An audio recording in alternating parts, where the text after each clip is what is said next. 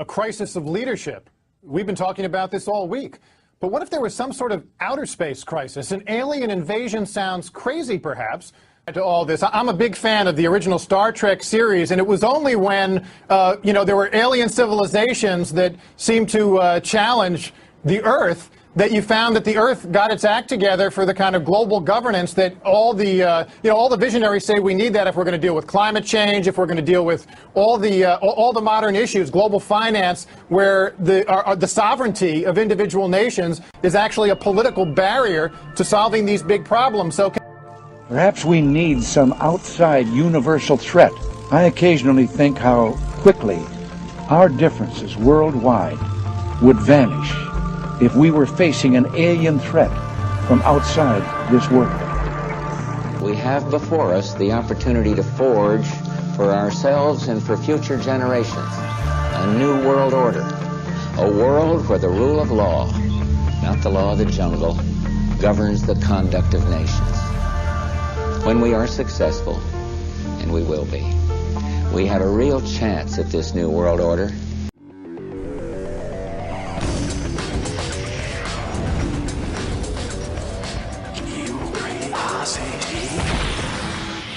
Presented by Apollo 18, in theaters everywhere September 2nd.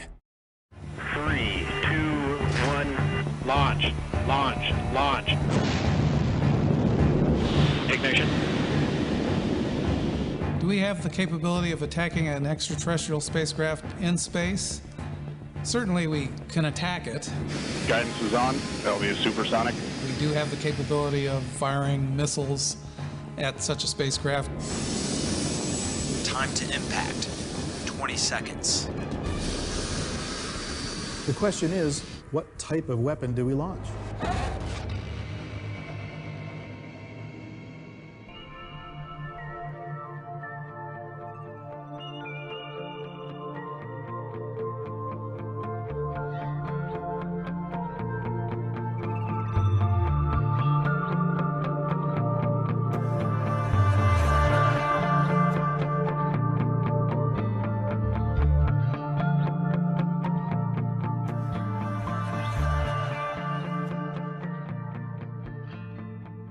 Think you are and what you can do.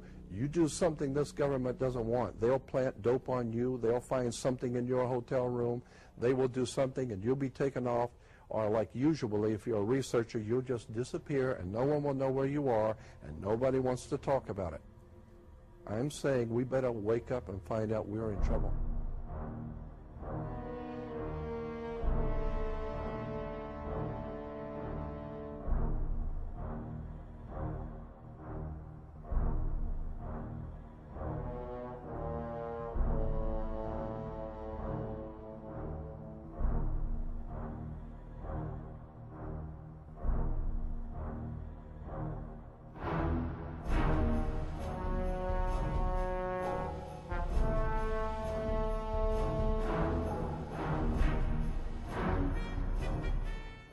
Her little pastime was calling up, supposedly filling the sky with UFOs and watching everybody's excitement. And some of the most outstanding sightings were in the early 70s in Ohio. And she used to laugh about it because she'd be standing in a circle out in the field somewhere calling up demons. And that's all they were angels of light playing games in the sky. Remember, a demon, get the little spooky picture. There are a fallen angel, an unclean spirit. They can assume any form or go into anything.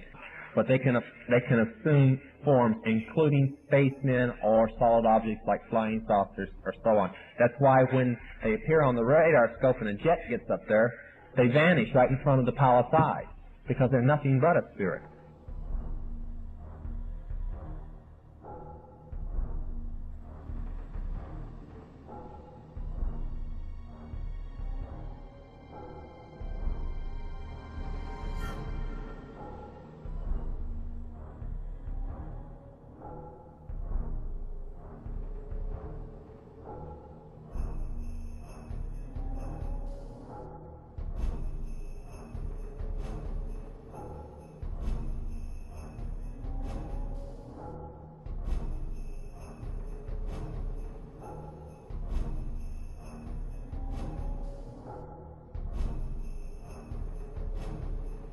And then, of course, there are plans to create a mock alien invasion. I have talked briefly on the radio for Prophecy Club about the flying saucers. Somebody very high up in the New World Order who was brought to Christ by a close friend of mine has talked about piloting the flying saucers. Yes, the United States government has flying saucers. He considered that the beings that were co-piloting these flying saucers were aliens. He took a second look and realized these were demons. I could go on. The bottom line is I have concluded that there are no good aliens. The aliens are demons, and we've got a mixture going on of demons and flesh and blood, and we've also got other genetic experiments.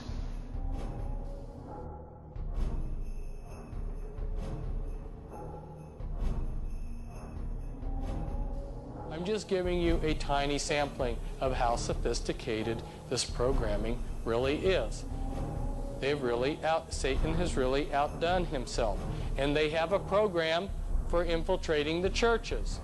And anyone who is a Christian minister is going to be singled out and targeted.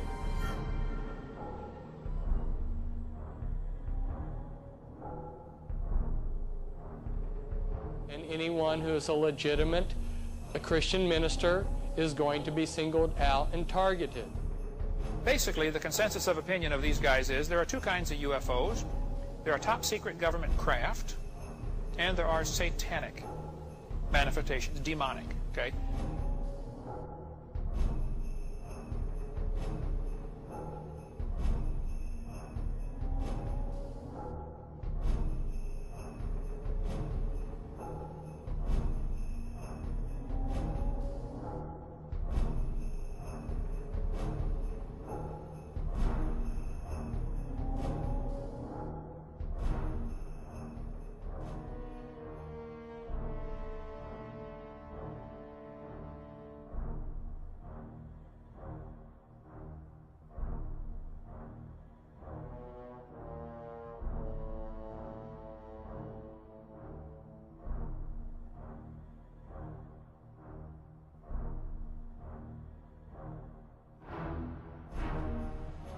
Now, I have since come to believe that the extraterrestrial portion of all of this is nonsense, but that the technology is real.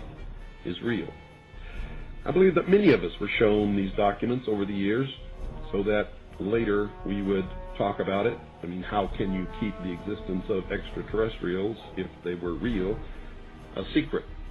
And how could anyone keep quiet knowing that they had seen documentation, official government documents labeled top secret, that expressed that these extraterrestrials were real and had visited this earth?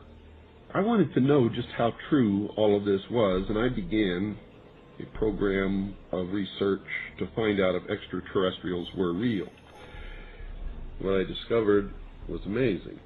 What I discovered, ladies and gentlemen, is that there has been a plan in existence since about 1917, and probably before that, to create an artificial extraterrestrial threat to this earth in order to create a one-world totalitarian socialist government. Experiments have been proposed to test the credibility of an out-of-our-world invasion threat. And it continues on another page. Nevertheless, an effective political substitute for war would require alternate enemies, some of which might seem equally far-fetched in the context of the current war system. It may be, for instance, that gross pollution of the environment can eventually replace the possibility of mass destruction by nuclear weapons as the principal substitute for war. Are you beginning to get the message, folks?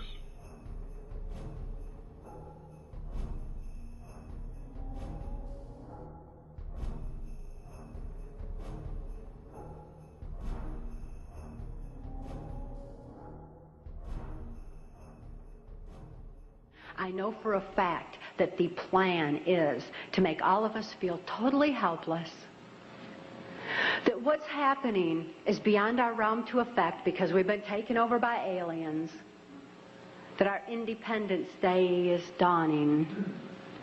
So beware of that.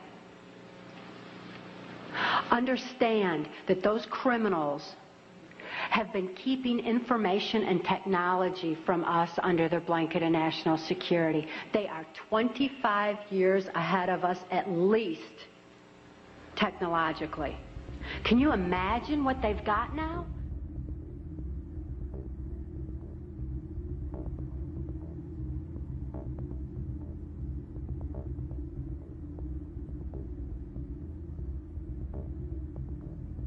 The logo of the X-Files is "The truth is out there."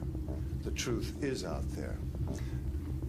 I'm going to paraphrase. The truth is in here. We are here today to disclose the truth about a subject that has been ridiculed and questioned, denied for at least 50 years. The men and women who are on this stage and the some 350 additional military intelligence witnesses to the so-called UFO matter and extraterrestrial intelligence can prove and will prove that we are not alone.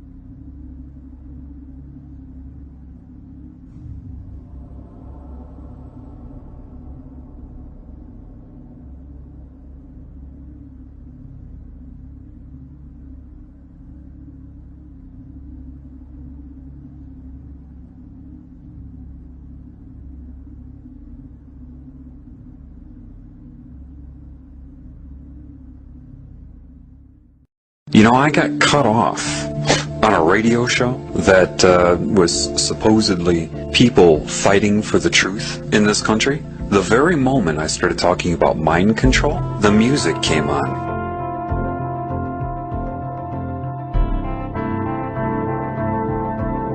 You must assess this world with truth. You must be as a child, meaning pre-programming. That's part of what entering heaven as a child means. You have to be honest with yourself about this world.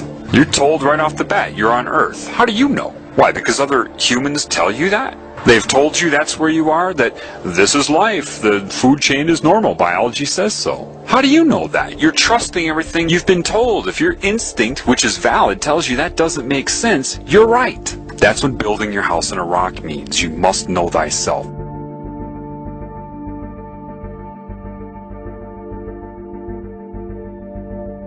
Satan controls all of academia, all of the media, all of the money, everything you're told.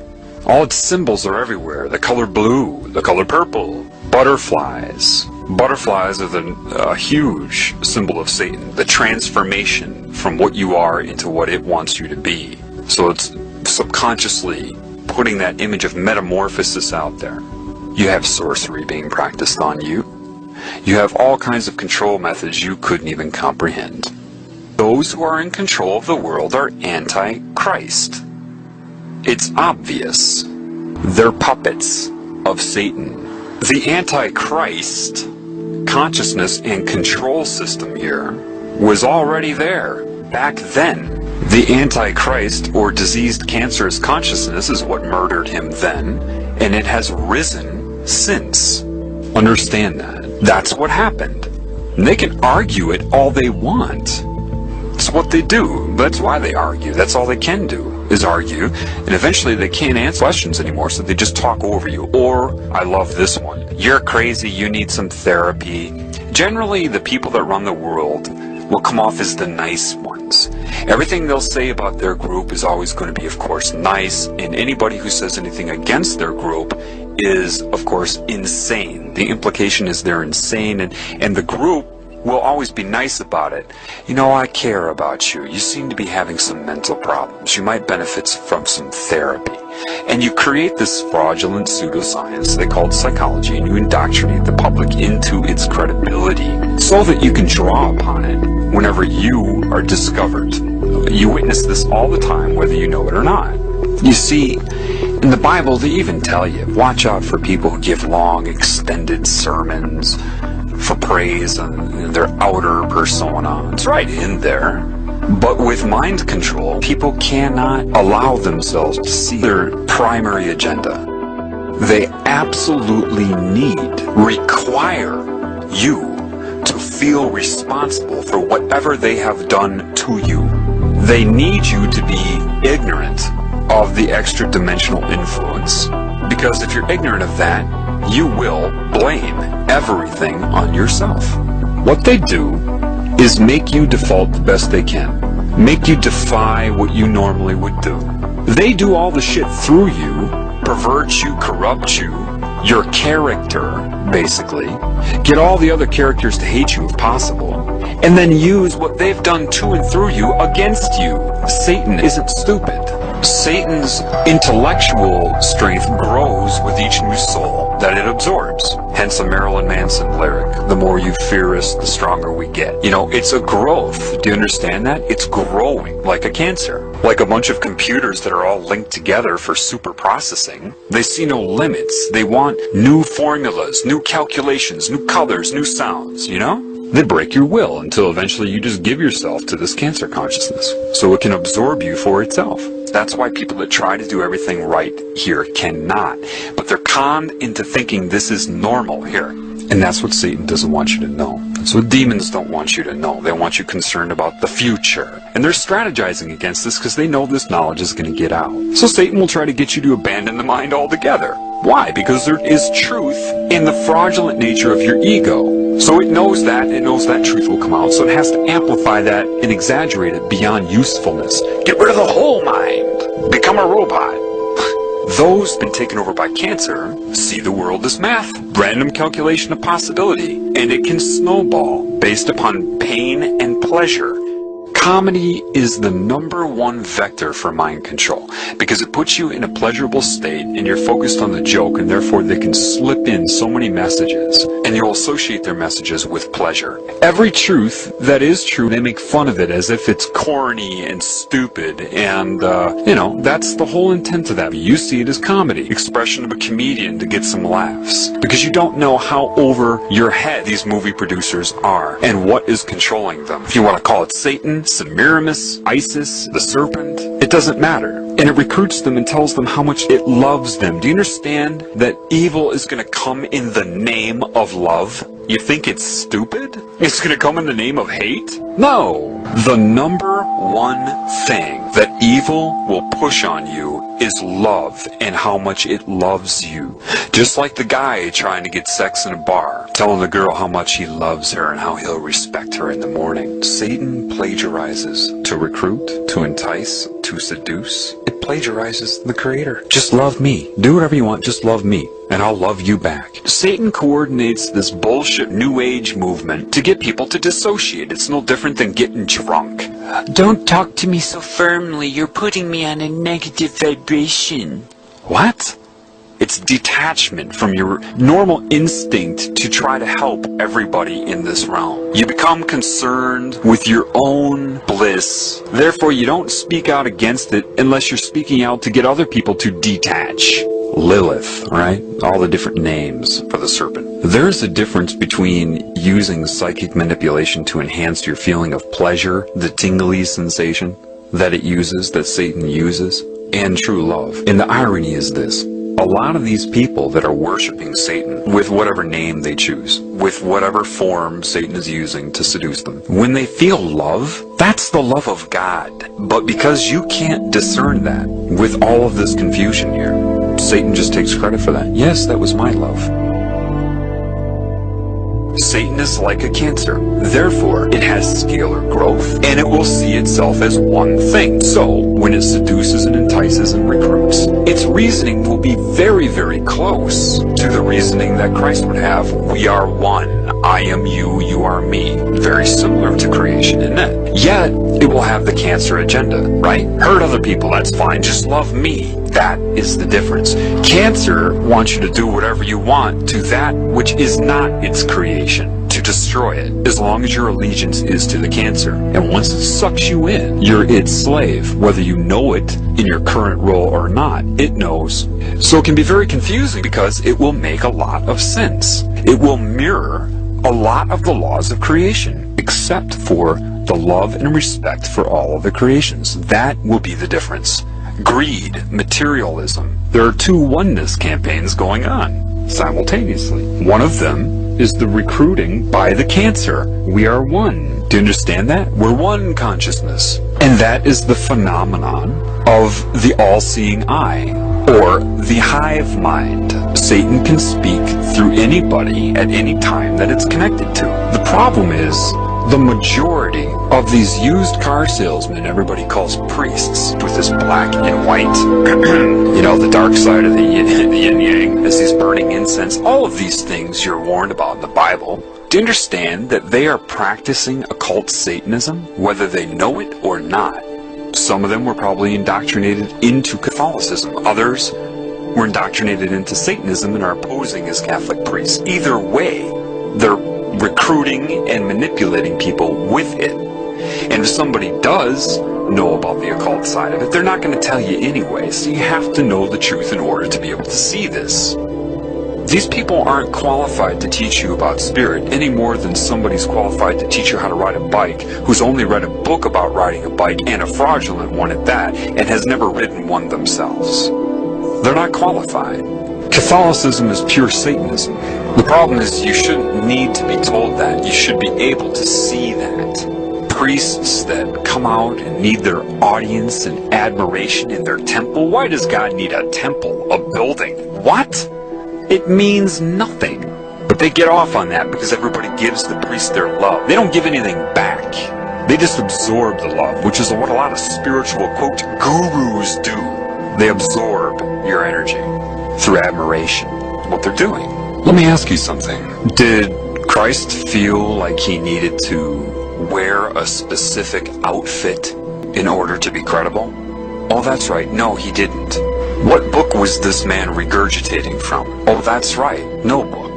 They're giving it a name and a procedure and a ritual. What name did he give it? Oh, that's right. No name. Do you realize that a lot of the truth that is used about creation, life, the elements of reality, a lot of that used to solicit them into that religion is also the teachings of Christ? How ironic that they draw upon the teachings of Christ to turn those against Christ. These people have a history of pointing their fingers at themselves. They did it when they switched from dictatorship to hidden hand. They're doing it now. It could very well be that these religions were designed, their very purpose, thinking this many moves ahead, designed to fail. How? Why? Well, if they steal the teachings of Christ, then point their fingers at themselves like they always do, expose the Babylonian symbolism, the satanic symbolism of the religions they created, they could do that in hopes to make you abandon all Christ's teachings as well, do you see? If you don't know that they stole those teachings, then you'll think that they created those teachings. They expose the deity as symbolism, and then everybody will have their big sigh of relief. Oh, we don't have to be good. We don't have to follow any of that. You see? the ultimate last-ditch attempt to discredit Christ. Why? That opens the door for the New World religion of sorcery, or Satanism. It has to be that because there's no way these people doing what they're doing could have given the metaphors that Christ gave to create some symbolic deity. Just the two wouldn't go hand in hand. It really, from what I've been learning, what I've seen, they stole his teachings to draw people into both Christianity and Satanism. Then they're going to point the finger at the symbolism of Christianity and other religions so that people release all the teachings of Christ, thinking it was a fraud, for the final entrapment.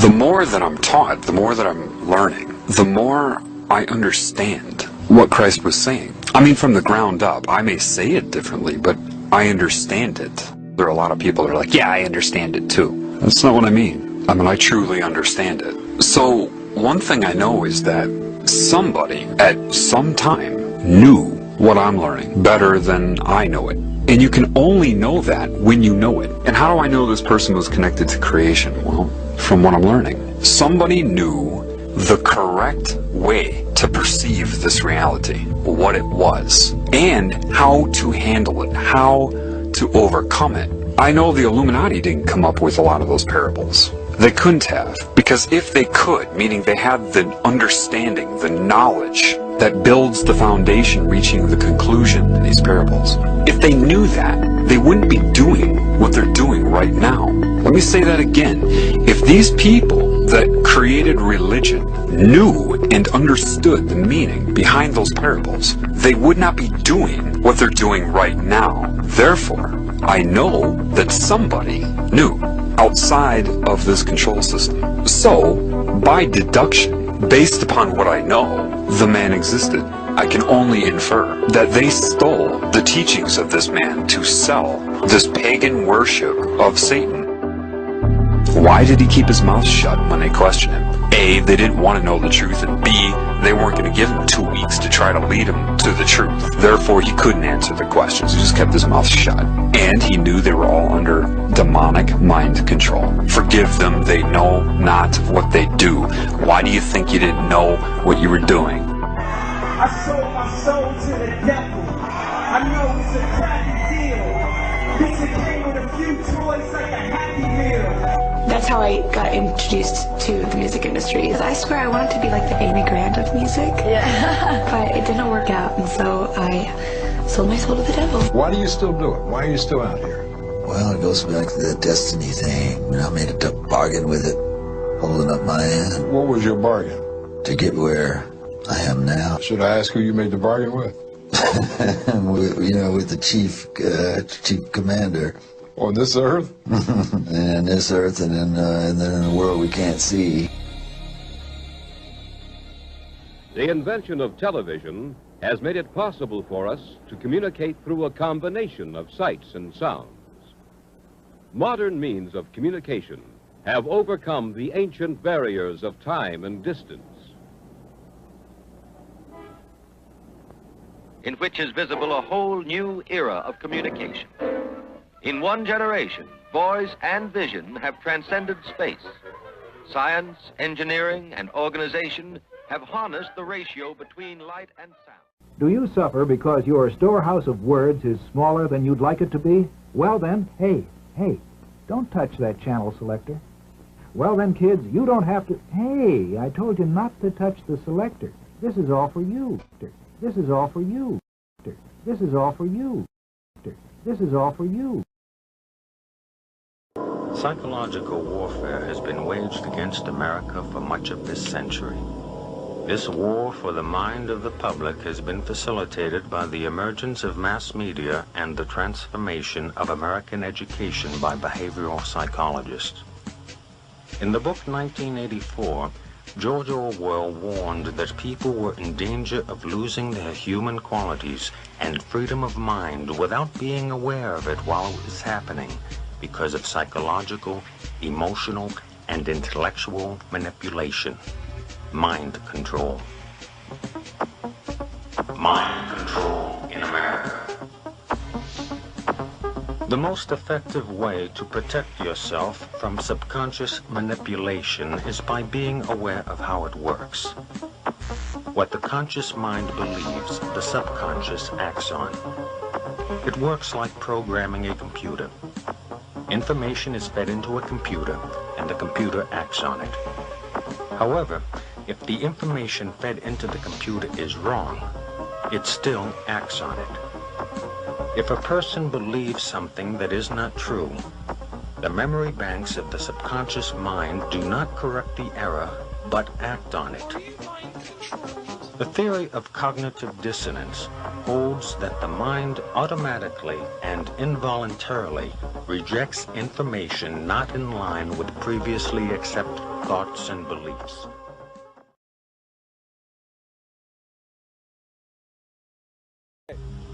Watching television often produces an altered state of consciousness. Though not consciously perceived, the television screen, while appearing static, actually flickers. Any repeating light or sound pattern can lead you into an altered state. A hypnotist uses patterned speech by varying the pacing and inflection of his voice to induce this state of mind in his subject. It is in this state of mind where one is the most receptive to mental programming. Whether or not the information takes hold in the mind depends on two factors: trust in the source of the information and repetition of the message. Trust in the source of the information induces acceptance of the message as true, even if it is not understood. Repetition of the message embeds it in the subconscious so that acceptance of its truth and accuracy becomes a conditioned response. Thus, this information will be accepted as true without thinking about it whenever it is presented again. Get ready to read all these words on this page without making a mistake.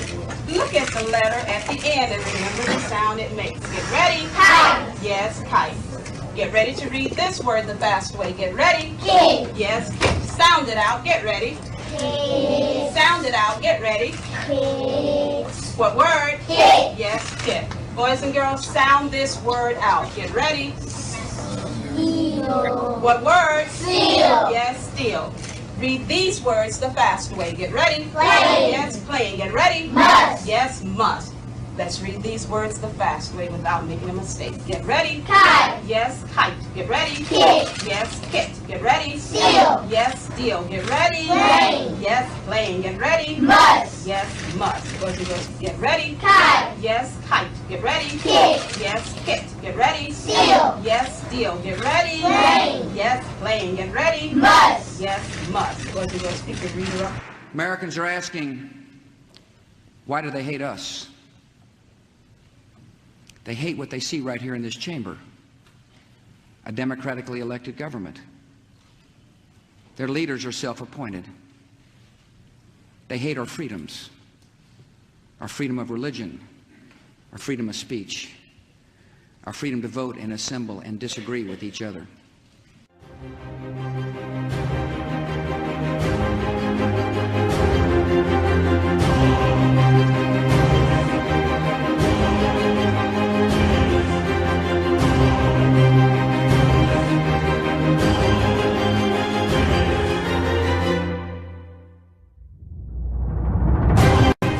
Every nation in every region now has a decision to make. Either you are with us or you are with the terrorists. Either you're with us, either you love freedom and with nations which embrace freedom, or you're with the enemy. There's no in between. You're either with us or you're with the enemy. That's clear. I will continue to make that clear.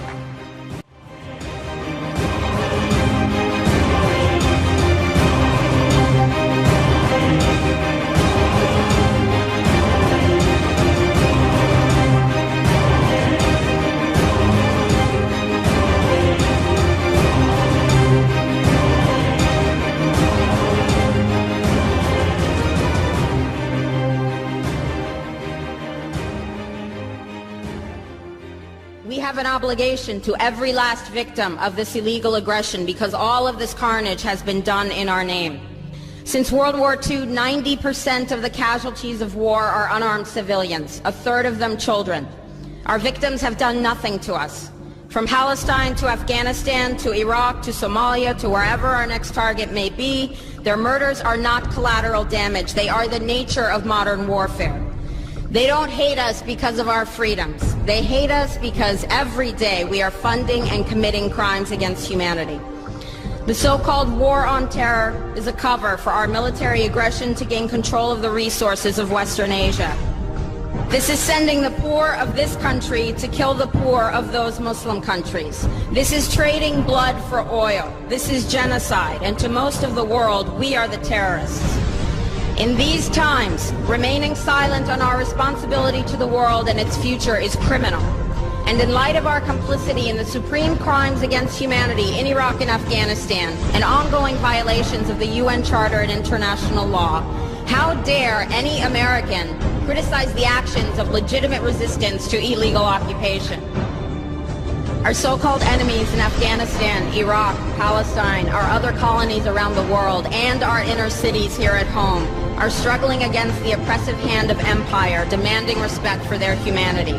They are labeled insurgents or terrorists for resisting rape and pillage by the white establishment, but they are our brothers and sisters in the struggle for justice. The civilians at the other end of our weapons don't have a choice, but American soldiers have choices. And while there may have been some doubt 5 years ago, today we know the truth. Our soldiers don't sacrifice for duty, honor, country. They sacrifice for Kellogg, Brown, and Root. They don't fight for America, they fight for their lives and their buddies beside them because we put them in a war zone. They're not defending our freedoms. They're laying the foundation for 14 permanent military bases to defend the freedoms of ExxonMobil and British Petroleum. They're not establishing democracy. They're establishing the basis for an economic occupation to continue after the military occupation has ended. Iraqi society today, thanks to American help, is defined by house raids, death squads, checkpoints, detentions, curfews, blood in the streets, and constant violence. We must dare to speak out in support of the Iraqi people who resist and endure the horrific existence we brought upon them through our bloodthirsty imperial crusade. We must dare to speak out in support of those American war resistors, the real military heroes who uphold their oath to defend the Constitution of the United States against all enemies, foreign and domestic, including those terrorist cells in Washington, D.C., more commonly known as the legislative, executive, and judicial branches. Frederick Douglass said, "Those who profess to favor freedom and yet depreciate agitation are people who want crops without plowing the ground. They want rain without thunder and lightning. They want the ocean without the roar of its many waters." The struggle may be a moral one, or it may be a physical one, or it may be both, but it must be a struggle. Power concedes nothing without a demand. It never has, and it never will. Every one of us must keep demanding, keep fighting, keep thundering, keep plowing, keep speaking, keep struggling until justice is served. No justice, no peace. No justice.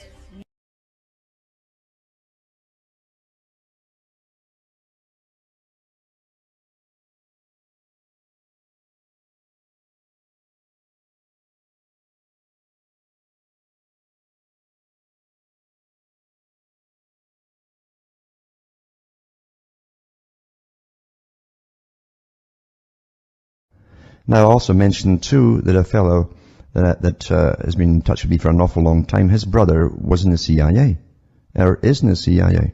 He will never talk about the CIA to him. He'll never give anything away whatsoever, except one bit of advice. He said, never watch the television. Never watch the television. It's the greatest scientific indoctrination tool ever devised. Haven't you figured that out? It's changed the whole culture of nations, not just one nation.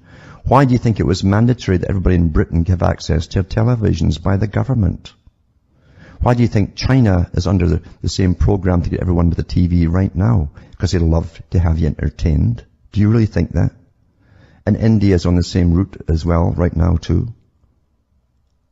Most of your ideas and your opinions and how you emulate, because you emulate things, you mimic what you see.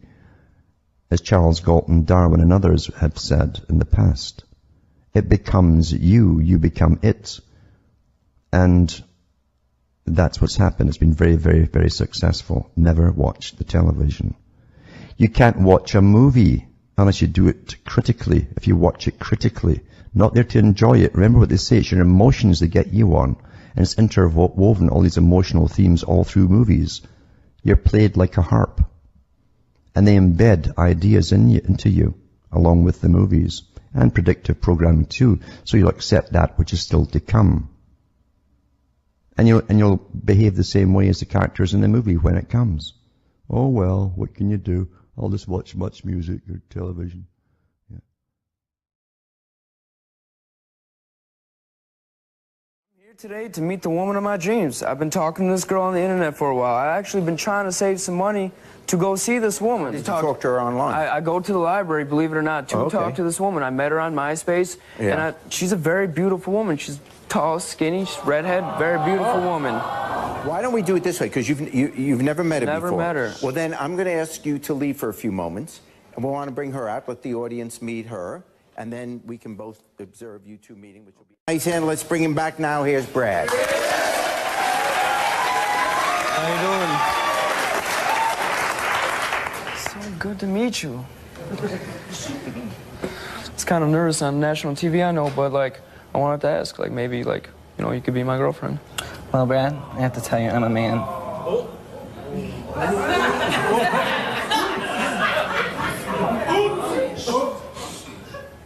try anything once.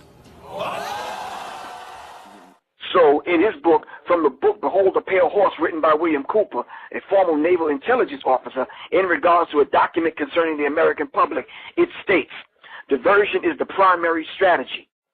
The simplest method for securing silent weapons and gaining it is to keep the public undisciplined and ignorant of basic system principles while keeping them confused. And this is what these reality shows are doing. Confused about gender, confused about political, confused about your role. You understand what I'm saying? Confused about religion, confused about politics. It says keep them confused, disorganized, and distracted with matters of no real importance. Whereas the media, MEDIA, which stands for Multi-Ethnic Destruction in America, or Maniac European Devils in Action, keeps the adult population's attention diverted from real social issues and captivated by matters of no real importance. It goes on to say, the schools keep the young public ignorant of real mathematics, real economics, real law, and real history. One of the things that surprises a lot of people, and it shouldn't because it's publicly known, is that our education system is not about educating as much as it is about socializing. Like the duckling in the chicken yard. If you take that duckling and raise it with the chickens, it's going to be imprinted, it's going to behave like the chickens. And in that very real sense, we perpetuate this. The danger is we don't just perpetuate it, we don't just enculturate it, but it's the only sane way we see to raise our children.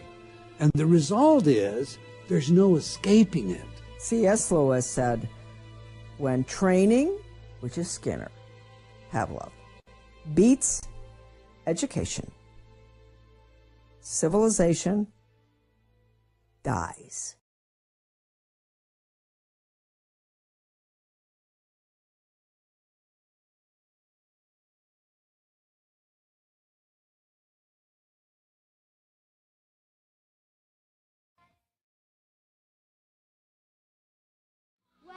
He always wears really cool outfits. He's always is always signing, and that's why we were doing this, so we could be like Hannah Montana. A document put out 20 years ago by Dr. John Coleman in the book, The Story of the Committee of 300, number 6, to encourage and eventually legalize the use of drugs and make pornography an art form. My question is, does life imitate art?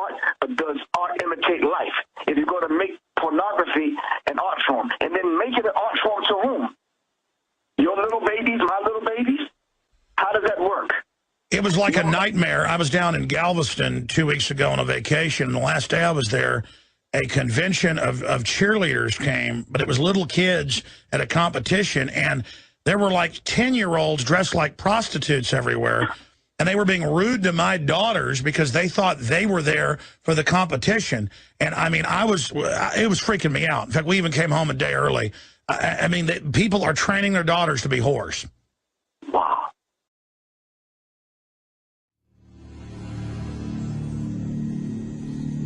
Although education has proven to be highly effective in controlling human behavior, more intensive research would need to be conducted away from the prying eyes of the public. The Tavistock Institute was set up by the British Empire to really study mind control and to scientifically drill down into human behavior and put in textbook form systems of basic control so that could be duplicated out to government and corporate entities. And Tavistock has been involved at every level of social engineering. The Tavistock Clinic was founded in 1920 and operated as part of the Psychological Warfare Division of the British military. It was initially a voluntary outpatient clinic for treatment and research and was made up of general physicians, neurologists, and psychiatrists to facilitate the treatment of neurosis and shell-shocked British soldiers returning home from World War I. Going through their own publications on Amazon, you can find that some of their books cost like $18,000, $20,000. And what that tells me is they don't want the average person to be anywhere near getting their hands on this book, because what it gives you inside those books is the teacher's edition, to use an abstraction, as opposed to the students sitting around the class not knowing what the answers to the questions are. There's a group of people who are being given the answers to all the questions about how we act, react, and how we've been understimulated with curiosity in order to make us more subordinative. Entertainment is kept below the 6th grade level. When you start hearing songs like Laffy Taffy and these kind of songs would hit your lower chakras and vibrate that negative energy, activating your pituitary gland, releasing those hormones. Now you got grown-ass men making songs for 12 and 13-year-olds. Teach, bro. I.e. Jay-Z. You understand what I'm saying? So the public is kept busy working, and the result is no time to think. And that's exactly what they produced. And they wrote about it inside of a book called the Tavistock Institute of Human Relations, Shaping the Moral, Spiritual, Cultural, Political, and Economic Decline of the United States by John Coleman. Now, John Coleman is the gentleman that wrote the Committee 300. And the Committee 300 is that organ that decide what the trends are going to be in the black community. So when you start seeing people wearing mohawks and tight pants and wearing 2 earrings and acting like women, that was manufactured and put among us. Teach, brother. Teach, brother. You understand what I'm saying? So we have to understand that. How they did it, they said they devised a system. And the aim of the 12-atonal system that they devised jointly by British intelligent operatives from Tavistock University or Tavistock Institute in England. They put these 12 tones among us, all right, and created this thing, punk rock and this other uncontrollable music. Look up Operation Paperclip and it'll tell you all about it. But Adorno was a system of music that could program the mass music culture capable of eroding the morals of its listeners until they decline to a point where they will totally be degraded by it. And that's what's going on today. The music is bringing us down to an animalistic level, to the point where we don't even care about the art form. We just want a paycheck. Yes, sir. So now it's cool for a Jim Jones to come out talking about nah, nah, nah, nah, nah, and grown folks go for it. You understand what I'm saying? It's cool for these cats to come out with songs talking about I'm stupid, you stupid, we stupid. Why does that appeal to grown men and grown women? Well, that's the thing. It's funny. You said all this stuff about rappers and stuff that I thought was pretty scary. And then it all started coming out in the news right after you said it about how it's a weird sex cult and the Illuminati. Right, exactly. And now they're all bragging that's what they're in. Yeah, I think now they're trying to make it, well, how you say it so much it becomes less important. everybody's... They're acclimating. They're just throwing it out there. It's a fad. Everybody needs to do this. Yeah, right. No. It's still dangerous, and people are still losing their lives and losing their minds and ultimately losing their souls. I don't know why they're into this. Reportedly, Lady Gaga, it's been confirmed by multiple friends and managers. Someone has to sleep in the room with her, and she's tortured by demons. Right. And thinks she's followed around by ghosts. Well, yeah, you're telling little girls to worship the devil. Bad stuff's going to happen to you. Exactly. So they're admitting these things. These things are out there. People are just not taking it serious. This is actual demon possession.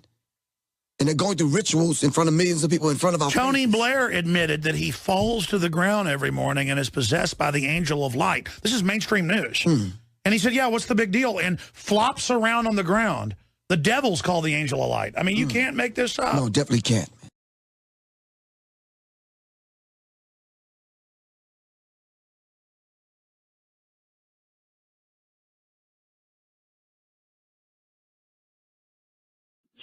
Joe Bacan put out a DVD called The Corporation.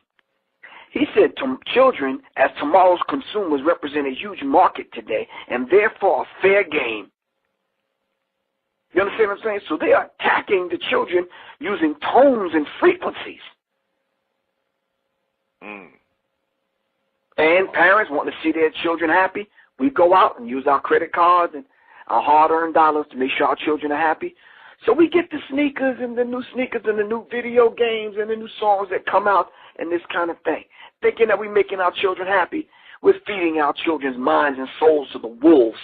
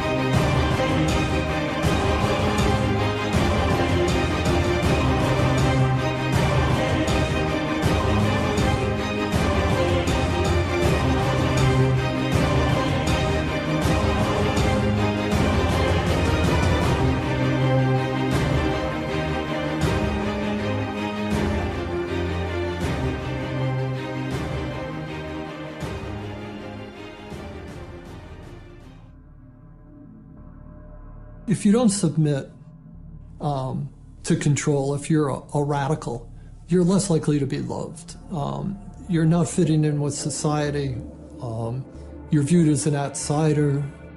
So there's a lot of social prohibitions about the outsider and the person who's going to upset things. From the time we're very young, we're taught to, worship authority basically because that's our key to survival as young children. But as adults, we never go through the rites of passage that tell us how to methodically think for ourselves, and thus we're always in a state of extended adolescence. Well, we take all this stuff, whether it's the television or it's the enculturation, the schoolyards, the teachers, we take this whole system, we put it into our unconscious mind. And it is the G-I-G-O that comes out, garbage in, garbage out. We simply, in that computer language, have harnessed our own power by accepting all these beliefs as though they are factual, whether it's the flat earth of Columbus, or it's the idea that I'm not good enough to be or to do something I've dreamed to do.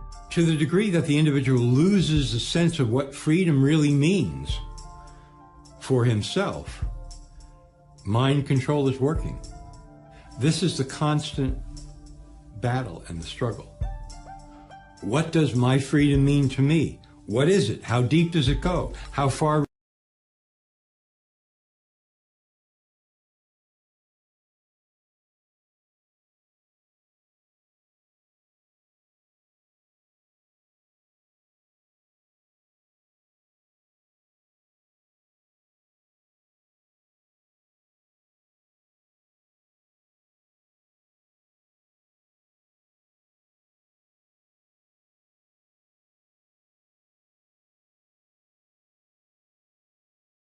I sit on a council of 13 people that take orders only from the Rothschild Tribunal in London, which they claim they take their orders directly from Lucifer.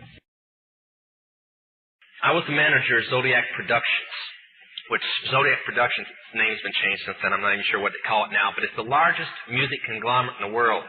It owns RCA Records, Columbia Records, Motown Records, owns almost all the concert booking agencies in the United States. And that's not even the name of the company that owns it. The name of the company that owns it is Brenner Enterprises, and Brenner Enterprises is owned by Chase Manhattan. Chase Manhattan's owned by Standard Oil, and Standard Oil is owned by the Lords of London. You can track it on back. You kind of get the idea after a while. But I was the managing president of Zodiac Productions. It's one of my jobs as being one of these 13 people. Thus, I got to know many of the people who produce music and sing the music and play the music that you play. Now, one of the closest friends that I got during that time that I obtained was a man named David Crosby. Crosby, Still, Nash & Young. I saw David the day before Christmas last year, talked with him. I got him away from this witch that he had with him. He told her to go shopping. We were in West Hollywood, and I was witnessing around to people I knew. We went off in this store, and we started talking. I said, David, I'd like to ask you a couple questions. I said, I already know the answers, but I've been gone for 5 years. I'd like to know if certain things are still the way they were when I left. I said, now I'll have to explain some of this when I'm done, because you're not going to understand it all unless you know something about music. I said, do they still take the master to the temple room? Dave said, yeah. I said, do they still have the coven conjure demons into the master? He said, of course. I said, now, I got to know something. What's the main reason for rock music? He said, come on, Lance, you know what the reason is. I said, please, David, I don't want to guess. Tell me what the main reason is. He says, the same as when you were in, so that we can play spells on people that we couldn't cast spells upon. I'll explain what that means in a minute. I said, okay, one last thing. I've been hearing that you must be an initiated witch now to get a record contract. He said, that's right. He says, many of us that weren't total witches have to be witches now in order to produce music. I said, thank you. The master is a tape about as big as the top of this podium that looks like an overgrown 8-track that the album is cut on, and it's placed in a machine that produces and presses the records and the 8-tracks and cassettes that you buy. After it's been recorded, it's taken in. This is why a master's cut months in advance before it's released. On the full moon, it's taken in to a temple room about the size of this auditorium that is in every one of the major music companies, behind locked doors up in the executive offices. And it's placed on an altar sitting in the north of the room, and a pentagram engraved in the floor. And 13 hand-chosen witches and wizards and a coven come in and conjure a principality or a power up, usually Regia or something like that, and order him to tell the demons under him to follow every record and every tape coming off of that master. I sold my soul to the devil. I know it's a crappy deal. At least it came with a few toys like a Happy Meal. You know, what was going on in my life at 15, and that's how I got introduced to the music industry. I swear I wanted to be like the Amy Grant of music. Yeah. But it didn't work out, and so I sold my soul to the devil. How I came about being a lyricist is weird, because I started out technically, like I used to write all the time, you know, before I started going into the Rain Man thing, you know. Why do you still do it? Why are you still out here? Well, it goes back to the destiny thing. You know, I made a bargain with it, you know, a long time ago, and I'm holding up my end. What was your bargain? To get where I am now. Should I ask who you made the bargain with? with the chief commander. On this earth? And on this earth, and then in a world we can't see. Yeah, well, sometimes they don't want to, and they're, you know, Gaga, we can't get, you know, the frequency's weird, and, you know, it's sounding a little bit strange, and I'm like, if you don't get this right now, I swear to Lucifer, I'm gonna, you know, I get a little bit mad, and I'm like, if you don't get this right now, I swear to Lucifer, I'm gonna. What has this done to your career? What has it done to my career? What has it done to your career? In what way? How has it impacted, you know, touring, record sales? Album's #1 all over the world. All over the world. America's the only one, because I don't want to say too much. But it's not #1 in the United States. It's conspiracy, yeah. I don't want to say too much. I'm done. I don't want to say much because I'm hurting. I'm really hurting. I had to ask some friends because I was hearing a lot about her, and so they told me, you know, who she was and what she was doing. And I come from the school of thought there's just some things that the public just shouldn't know. You know what I'm saying? Like things that happen between two people, a wife and a husband, girl. I just don't think that it's for mass consumption. I just have always felt that way, and I just think that the whole idea of celebrity and fame has become really convoluted and, you know, kind of bastardized, like whereas fame used to be the byproduct of success, and now it's the ultimate goal. And if your ultimate goal is to be famous, then you're gonna do a lot to get there, like sign your name in blood in a contract with the devil. Like you're gonna end up on a one-way street and it's going nowhere. Like that's just the truth. I've seen so many people like forsake their moral code and their value systems just for a little bit of fame, and it's not worth it at the end of the day. It's really not worth it. Martin Lawrence is the guy that showed everybody you can make it from D.C. to Hollywood.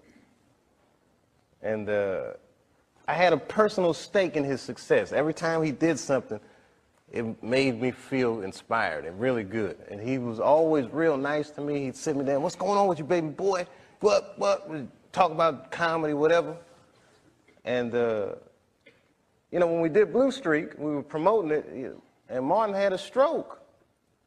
He almost died. And then after that, I saw him, and I was like, oh, my God, Martin, are you okay? And he said, I got the best sleep I ever got in my life. That's how tough he is. So let me ask you this. What is happening in Hollywood that a guy that tough will be on the street waving a gun, screaming, they are trying to kill me? Yeah. What's going on? Why is Dave Chappelle going to Africa? Why does Mariah Carey make a $100 million deal and take her clothes off on TRL? A weak person cannot get to sit here and talk to you. Ain't no weak people talking to you. So what is happening in Hollywood? Nobody knows. The worst thing to call somebody is crazy, is dismissive. I don't understand this person, so they're crazy. That's bullshit. These people are not crazy. They're strong people. Maybe the environment is a little sick.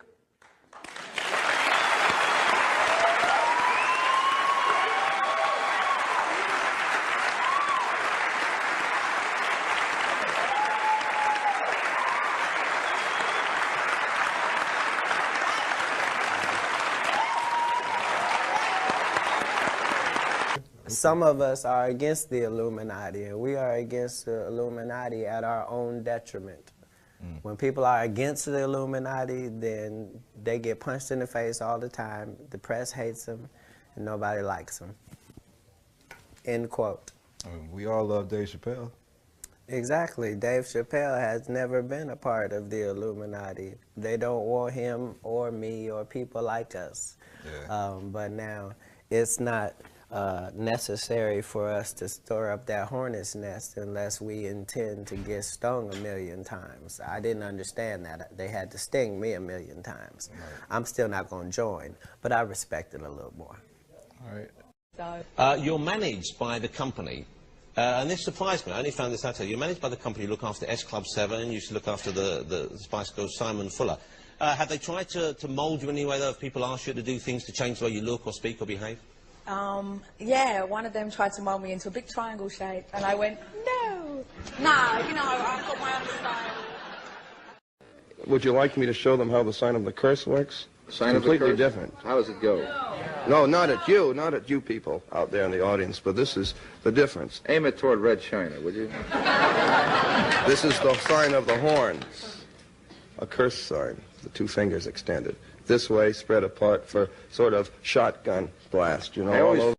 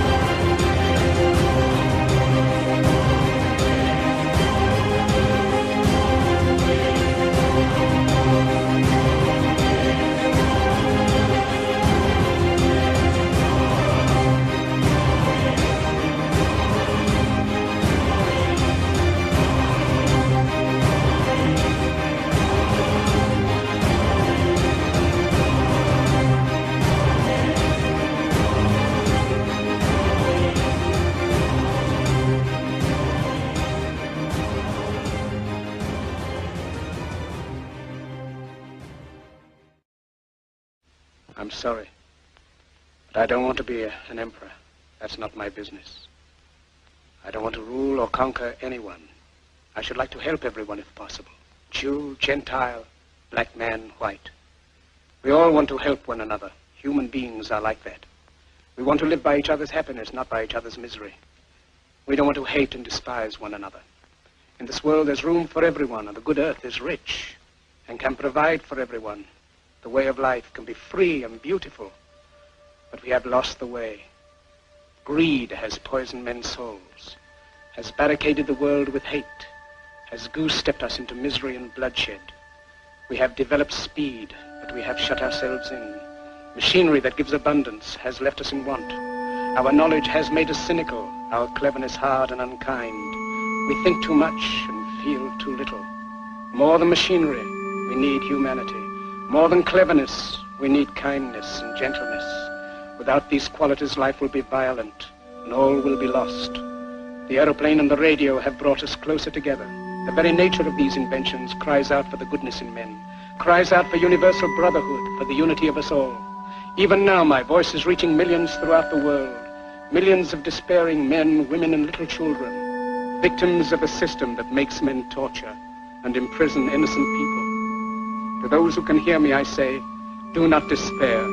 The misery that is now upon us is but the passing of greed, the bitterness of men who fear the way of human progress. The hate of men will pass, and dictators die, and the power they took from the people will return to the people. And so long as men die, liberty will never perish. Soldiers, don't give yourselves to brutes.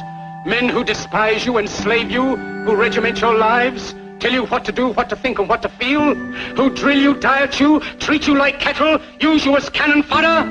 Don't give yourselves to these unnatural men, machine men with machine minds and machine hearts.